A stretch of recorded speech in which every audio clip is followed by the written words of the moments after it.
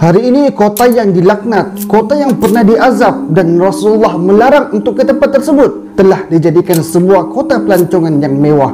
Disediakan pelbagai tempat menarik sehinggalah wanita-wanita bebas berbikini dan bebas berbuat apa sahaja di kawasan kota tersebut. Ditambah pula giat dipromosikan oleh pelbagai influencer termasuklah artis Malaysia sendiri. Tempat itu ialah kota Madain Saleh ataupun kota Al-Hijr yang pernah diduduki oleh umat Nabi Saleh pada masa yang lalu. Hari ini kita akan share apa yang terdapat di dalam kota tersebut, kenapa Rasulullah melarang ke sana dan kenapa kota laknat tersebut malah dijadikan tempat pelancongan oleh Arab Saudi sekarang. Jadi tengok video ini sampai habis agar tidak keliru nanti.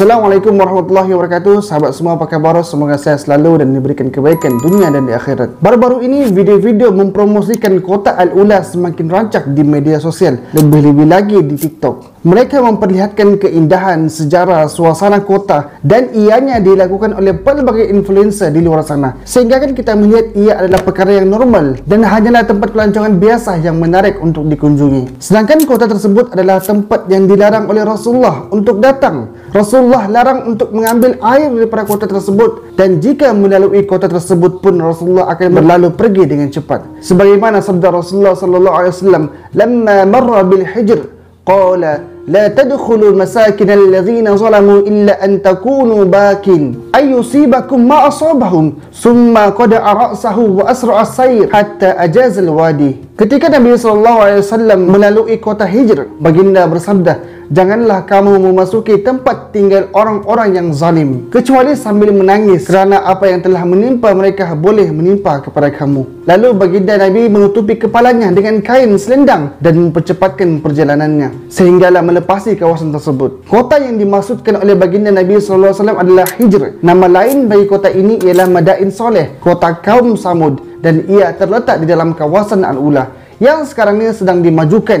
dibangunkan, dijadikan pusat pelancongan oleh Arab Saudi. Lokasinya terletak di utara Madinah dengan perjalanan daripada Madinah mengambil masa dalam 4 jam menggunakan bas. Jarak daripada Madinah ke Al-Ula lebih kurang 400 km. Dan Al-Ula ini merupakan laluan perdagangan daripada Madinah ke Syam, iaitu Syria. Dan Rasulullah pernah melalui kawasan Al-Ula ketika menuju peperangan di Tabuk. Kerana Tabuk terletak di atas sedikit daripada Al-Ula, yang mana Tabuk sekarang ini pun dah turun salji semenjak daripada tahun 2014. Sahabat semua, Nabi larang masuk ke kawasan Madain Saleh ini disebabkan kawasan tersebut pernah turunnya azab yang amat-amat dahsyat sehingga menghancurkan segala kemegahan, kesombongan penduduk kaum Samud yang kufur kepada Allah. Kaum Samud ini adalah zaman selepas kaum Ad, iaitu kaum Nabi Nuh. Kaum Samud ini Allah sebutkan di dalam Al-Quran sebanyak 26 kali. Diceritakan mengenai kisah mereka dan Allah tinggalkan saki baki bekas kediaman mereka yang sampai sekarang kita masih boleh saksikan. Menurut arkeologi terdapat 132 binaan lama yang masih kukuh sehinggalah sekarang ni. Binaan itu dikatakan bilik-bilik tidur dan juga makam-makam mereka. Kota Al-Ula ini juga diiktiraf sebagai kota warisan dunia oleh PBB. Yang ajaibnya, meskipun beribu tahun dah berlalu, ia masih utuh untuk kita jadikan sebagai pengajaran dan Allah sebutkan di dalam Al-Quran. Untuk pengetahuan semua, kota Al-Ula ini diduduki oleh kaum Samud yang mana dikatakan hebat, kaum yang luar biasa disebabkan mereka boleh bercucuk tanam dengan menghasilkan tanaman yang luar biasa. Mereka boleh mengukir gunung ganang batu menjadi istana kediaman mereka yang megah. Sebagaimana firman Allah Subhanahu wa taala yang bermaksud, "Dan ingatlah ketika Allah menjadikan kamu khalifah-khalifah sesudah kaum Ad dan ditempatkannya kamu di bumi dan diberi kemudahan untuk kamu mendirikan istana-istana tanahnya yang rata dan kamu memahat gunung ganangnya untuk dijadikan rumah. Maka ingatlah nikmat-nikmat Allah itu dan janganlah kamu bermaharajalela melakukan kerosakan di muka bumi." Ayat ini membuktikan kehebatan dan kekuatan kaum Samud, tetapi mereka adalah kaum yang membuat kerosakan. Mereka melakukan maksiat, berzina, minum arak dan mereka mensyirikkan Allah kerana mereka menyembah apa yang disembah oleh nenek moyang mereka dahulu. Sehinggalah Nabi Saleh alaihi salam yang merupakan saudara mereka sendiri daripada kaum mereka sendiri dilantik menjadi nabi dan diutuskan oleh Allah Subhanahu wa taala untuk mengajak kaumnya beriman kepada Allah dan meninggalkan kekufuran yang mereka lakukan. Tetapi kaum Samud pula menyuruh untuk Nabi Saleh menunjukkan mukjizatnya jika dia seorang nabi, sehinggalah Allah Subhanahu wa taala mengizinkan mukjizat itu diperlihatkan kepada mereka, iaitu seekor unta betina yang tidak dilahirkan tetapi muncul daripada celah batu. Sebagaimana firman Allah Subhanahu wa taala yang bermaksud, dan kepada kaum Samud kami utuskan saudara mereka Nabi Saleh. Ia berkata, wahai kaumku, sembahlah kamu akan Allah. Sebenarnya tiada Tuhan bagi kamu selain daripadanya. Sesungguhnya telah datang kepada kamu keterangan yang nyata, mukjizat daripada Tuhan kamu. Ini adalah seekor unta betina daripada Allah sebagai keterangan bagi kamu, membuktikan kebenaranku. Oleh itu biarkanlah unta itu mencari makan di bumi Allah, dan janganlah kamu menyentuhnya dengan sesuatu yang menyakitinya. Kalau kamu menyentuhnya, maka kamu akan ditimpa azab siksa yang tidak terperi sakitnya. Nabi Saleh alaihi salam mengingatkan kaumnya untuk beriman kepada Allah dan tidak menyakiti unta tersebut, tetapi mereka ingkar terhadap seruan Nabi Saleh alaihi salam. Sebagaimana firman Allah Subhanahu wa taala, qala alladzina istakbaru inna billadzi amantum bihi kafirun. Yang bermaksud orang-orang yang sombong takbur itu berkata, sesungguhnya kami tetap ingkar akan orang yang kamu beriman kepadanya. Mereka memperlihatkan belang mereka, kedegilan mereka, dan kaum Samud ini pula menyembelih unta tersebut, sedangkan unta itu diberikan untuk mereka meminum susunya. Dan yang paling kurang ajar adalah kaum Samud ini siap cabar meminta agar mereka diazab oleh Allah Subhanahu wa taala. Sebagaimana firman Allah Ta'ala yang bermaksud, maka mereka pun menyembelih unta itu dan mereka menderhaka terhadap perintah Tuhan mereka sambil berkata, hai Saleh, datangkanlah azab yang engkau telah janjikan kepada kami jika betul engkau daripada rasul-rasul yang diutuskan oleh Allah Subhanahu wa taala. Angku seolah-olah mereka lah manusia yang paling hebat, paling kuat dan suka-suka untuk membuat kerosakan, membuat maksiat, bahkan mencabar Allah Subhanahu wa taala. Setelah mereka menyembelih unta tersebut, Nabi Saleh memperingatkan kaum Samud selama 3 hari mereka akan ditimpa azab yang pedih. Sebagaimana firman Allah Subhanahu wa taala yang bermaksud, mereka kemudiannya menyembelih unta itu. Lalu berkata Nabi Saleh kepada mereka, bersedang-sedanglah kamu di tempat masing-masing selama 3 hari. Tempoh yang demikian itu ialah satu janji yang tidak dapat didustakan. Allah menyelamatkan Nabi Saleh dan orang-orang beriman pada ketika itu. Sebagaimana firman Allah Ta'ala yang bermaksud, maka ketika datang azab kami selamatkan Saleh berserta umatnya yang beriman dengan rahmat daripada kami, dan kami selamatkan mereka daripada azab serta kehinaan hari itu. Sesungguhnya Tuhanmu dialah yang maha kuat lagi maha kuasa. Selepas Nabi Saleh alaihi salam dan orang-orang beriman terselamat, maka Allah pun mengazab mereka pada ayat seterusnya. Wa akhazal ladzina zalamus sayha fa asbahu fi diyarihim jasimin. Yang bermaksud, dan orang-orang yang zalim itu dibinasakan oleh satu letusan suara yang menggempakan bumi, lalu menjadilah mereka mayat-mayat yang tersungkur di tempat tinggal masing-masing. Allahu akbar. Disambung lagi dengan ayat seterusnya, ka'allam yaghdau fiha ala inna samuda kafaru rabbahum ala bu'dan li samud. Yang bermaksud, mereka punah rana seolah-olah mereka tidak pernah tinggal di situ. Ketahuilah sesungguhnya kaum Samud itu kufurkan Tuhan mereka. Ketahuilah sesungguhnya kebinasaanlah akhirnya bagi kaum Samud.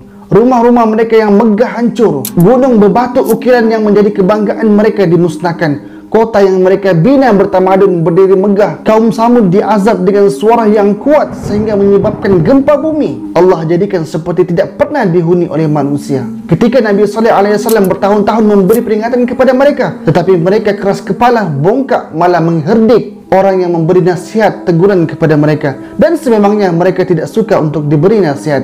Sebagaimana firman Allah Subhanahu wa taala yang bermaksud, maka Nabi Saleh pun meninggalkan mereka sambil berkata, wahai kaumku, aku telah menyampaikan kepada kamu perutusan Tuhanku, dan aku telah memberi nasihat kepada kamu, tetapi kamu tidak suka kepada orang-orang yang memberi nasihat. Jadinya daripada ayat ini, orang-orang yang tidak suka diberi nasihat, tidak suka ditegur, bila dinasihati mereka akan mengecam, mereka menolak, maka perangai mereka samalah dengan kaum Samud. Sahabat semua, umat Nabi SAW juga pernah mengingkari dakwah baginda Nabi SAW. Lebih parah lagi, mereka melempar batu kepada tubuh baginda Nabi sehingga menitis darah mulia baginda Nabi SAW. Pada waktu itu, malaikat penjaga 2 gunung menawarkan untuk mengazab penduduk Taif. dengan menghempapkan gunung kepada mereka. Tetapi kerana sifat ihsan dan sayangnya baginda Nabi SAW kepada umatnya, baginda Nabi memaafkan dan mendoakan penduduk Taif dengan doa, Allahumma hadi qaumi fa innahum la ya'lamun. Ya Allah, berilah petunjuk hidayah kepada kaumku, kerana sesungguhnya mereka tidak mengetahui. Mulianya hati baginda Nabi SAW, meskipun ditolak oleh bangsanya sendiri, bahkan disakiti sehingga menitis darah, tetapi baginda Nabi tetap memaafkan dan mendoakan. Itulah Nabi ikutan kita, Muhammad SAW. Kalau dulunya kawasan Al-Ula ini adalah kawasan yang ditakuti oleh orang-orang Arab disebabkan tempat kawasan jin dan juga dikatakan tempat dilaknat dan memang sunyi, serta ada juga kajian yang mengatakan bahawa lapisan ozon di kawasan tersebut dah nipis dan boleh menyebabkan pelbagai penyakit akan kena jika duduk lama di kawasan tersebut. Sebab itulah kawasan itu sunyi, yang itu dululah. Tetapi hari ini persekitaran kota yang dilarang oleh baginda Nabi SAW pun telah dibangunkan oleh Perdana Menteri Arab Saudi, iaitu Muhammad bin Salman. Bermula sejak daripada tahun 2019 lagi, yang akan membelanjakan 15 bilion USD dan akan menjadikan salah satu pusat pelancongan yang bakal menjadi tumpuan dunia. Dan pada tahun ini juga pelancong bebas untuk melakukan aktiviti di sana, termasuklah untuk pasangan yang belum berkahwin dibenarkan untuk menginap bersama di Arab Saudi, yang mana telah bermula sejak daripada tahun 2019 lagi, sebagaimana yang ditunjukkan oleh pasangan YouTuber barat. Dan pemakaian bikini bukan lagi halangan di beberapa kawasan Arab Saudi, khususnya di Al-Ula. Ada yang mengatakan Al-Ula bukanlah kota terlaknat sebab jauh. Yang terlaknat itu ialah daerah Hegra sahaja, sehinggalah ada masjid yang didirikan di Al-Ula yang telah usang dan kini cuba dibangunkan kembali, yang mana Rasulullah ketika dalam perjalanan pernah singgah di kawasan itu untuk solat, kemudian pergi, maka kawasan itu dijadikan masjid. Ada juga yang mengatakan bangsa yang duduk di situ adalah bangsa Nabete dan telah berpindah juga daripada kawasan Al-Ula disebabkan peperangan. Sebenarnya ini adalah pemikiran bagi membolehkan tindakan mereka diterima. Sekarang ini bukan Al-Ula sahaja dibangunkan, malah kawasan Hegra ataupun Hijr itu pun dibina sekarang. Siap ada pesta menyalakan lilin lagi pada waktu malam di kawasan Hegra.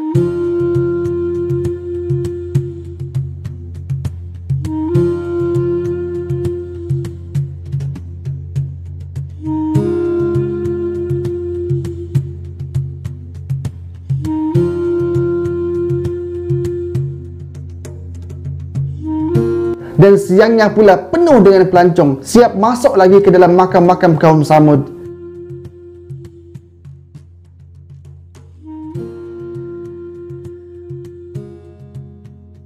Kalau mereka mengatakan kawasan yang dilaknat itu sedikit sahaja, apakah mereka tidak berfikir yang kaum Samud hanya duduk di kawasan kecil saja dan batu-batu ukiran rumah mereka terpisah di sana sini? Adakah itu dipindahkan oleh kaum Samud sendiri? Jelas dalam Al-Quran, kaum Samud ni watanhituna al-jibala buyuta. Mereka memahat gunung ganang untuk dijadikan rumah. Jadinya batu-batu yang berukir ini tidak berada di satu tempat sahaja. Tapi nak buat macam mana? Sedangkan konsert, berbikini, Halloween dan banyak lagi dah dibenarkan di Arab Saudi, ini kan pula setakat Al-Ula. Dan sememangnya pemerintahan di bawah Muhammad bin Salman ni banyak dah perubahan yang dilakukan. Yang penting boleh memajukan ekonomi negara dan bagi mencapai Vision 2030. Pelbagai perubahan dilakukan. Siapa yang tegur akan ditangkap. Walau macam mana pun, kalau nak pergi ke sana, jadikanlah sebagai pengajaran dan keinsafan atas apa yang dilakukan oleh umat yang terdahulu. Dan tetap ingat pesan baginda Nabi SAW, jangan masuk ke rumah mereka. Orang kampung cakap takut nanti akan terkena sial. Kita doakan semoga Arab Saudi ini berubahlah kepimpinannya ke arah yang lebih baik, sebab di dalamnya terdapat kiblat umat Islam, tempat baginda Nabi SAW. Sahabat semua, boleh tengok juga video saya sebelum ini mengenai perubahan yang dilakukan dalam pemerintahan Muhammad bin Salman bagi mencapai Vision 2030. Sahabat semua, dalam Vision 2030 ini juga Muhammad bin Salman telah pun melancarkan pembinaan kota Neom, juga dipanggil sebagai The Line, di kawasan Tabuk, Arab Saudi. Perkara yang tidak pernah terfikir oleh manusia yang lain kecuali Muhammad bin Salman. Kota terbesar dan kota cermin terpanjang dalam dunia dengan jarak 170 km. Ketinggian 500 meter melebihi ketinggian menara berkembar Petronas. Dan The Line sekarang ini masih dalam pembinaan. Ramai yang cakap kota ini akan gagal kerana jaraknya yang tidak masuk akal, menggunakan cermin yang akan menyusahkannya nanti sebab ribut pasir, debu dan banyak burung yang akan langgar dan sebagainya. اليوم بصفتي رئيس مجلس إدارة نيوم نقدم لكم The Line، مدينة مليونية بطول 170 كيلو، تحافظ على 95% من الطبيعة في أراضي نيوم. Tidak cukup dengan The Line, Muhammad bin Salman juga pada tahun ini telah mengumumkan akan membina bangunan seperti Kaabah. Bangunan ini khusus untuk hiburan dan pelancongan. Anda tengok Kaabah yang berada di Mekah, akan ada juga bangunan seperti Kaabah di tengah-tengah bandar Mirabah, Riyadh, dengan keluasannya dijangka 19 km persegi, yang saiznya 400 meter lebar, 400 meter tinggi, lebih kurang 80 tingkat, yang boleh memuatkan 20 bangunan. Sebuah bangunan yang tidak akan sama seperti bangunan lain, lengkap dan mewah, dan ini juga tidak pernah terlintas di fikiran orang lain untuk melakukannya, tetapi ia akan dilakukan oleh Muhammad bin Salman. Dan bangunan itu dipanggil sebagai The Muqam. Projek berskala besar itu dijangka bakal siap pada tahun 2030. Sahabat semua, Rasulullah telah ingatkan kepada kita, semua umatnya, tentang tanda-tanda kiamat, yang mana di akhir zaman nanti manusia akan berlumba-lumba untuk membina bangunan, sebagaimana sabda Rasulullah SAW dalam satu hadis yang panjang, yang bermaksud, kabarkan kepadaku bilakah berlakunya hari kiamat. Nabi SAW menjawab, yang ditanya itu lebih tahu daripada yang bertanya. Malaikat pun bertanya lagi, beritahukan kepadaku tentang tanda-tandanya. Nabi menjawab, jika seorang wanita telah melahirkan tuannya, jika engkau melihat orang yang bertelanjang kaki tanpa memakai baju, miskin bapa kedana, serta pengembala kambing berlumba-lumba dalam mendirikan bangunan megah yang menjulang tinggi. Ulama mengatakan maksud pengembala kambing itu adalah orang Arab. Dan sekarang kita boleh tengok, bangunan yang paling tinggi adalah di negara Arab. Dan sekarang pun mereka masing-masing berlumba-lumba untuk membina bangunan siapakah yang paling tinggi, paling maju, paling moden tanpa menghiraukan sesiapa. Dan apa yang dilakukan oleh Muhammad bin Salman sebelum ini telah pun dinasihati dan dikritik oleh ulama di Arab Saudi. احذروا الحفلات الغنائية الكوميدية والسينمائية وإن زعموا أنها ترفيهية فما هي إلا مشاريع تغريبية بخطوات مدروسة تدريجية وضوابط تغريبية لا ضوابط شرعية. ألبسوها أثوابا جذابة ومغرية وغلفوها بمعاني التغيير والتجديد للأفضل. ترفيه ليس لهم عندهم بدائل غير المجون والغناء والرقص والاختلاط، ما هو إلا عار وخزي ونذير شؤم على البلاد. Tetapi yang menegur itu pula yang ditangkap dan dipenjara 10 tahun. Dan beberapa media juga berani menegur dengan apa yang dilakukan oleh Muhammad bin Salman. يا أخي عيب عليك يا محمد بن سلمان، باسم الدين تحتكر السلطة، تحتكر الثروة.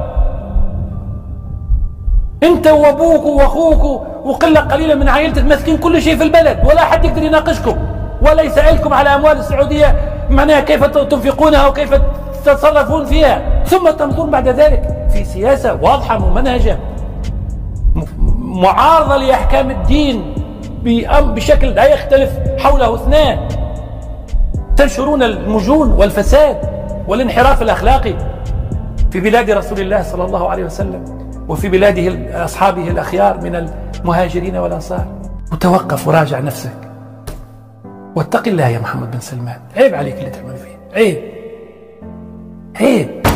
Dengan perubahan yang dilakukan, membolehkan perempuan tidak memakai tudung, sehinggalah wujudnya tren wanita berambut pendek. Dan perkara ini kita dah boleh nampak ketika mereka berada di konsert, ketika mereka berada di Muslim Halal Club dan sebagainya. Dan segalanya ini bermula di Riyadh, Arab Saudi. Sahabat semua, apa yang dilakukan oleh Muhammad bin Salman ini membenarkan apa sabda Rasulullah mengenai Najd yang sekarang ini dinamakan sebagai Riyadh dan sekitarnya dalam satu hadis yang diriwayatkan oleh Imam Bukhari. Nabi SAW berdoa, Ya Allah, berilah keberkatan bagi kami pada Syam kami. Ya Allah, berilah keberkatan bagi kami pada Yaman kami. Sahabat bertanya, Ya Rasulullah, dan juga kepada Najd kami. Rasulullah SAW berdoa lagi, Ya Allah, berilah keberkatan bagi kami pada Syam kami.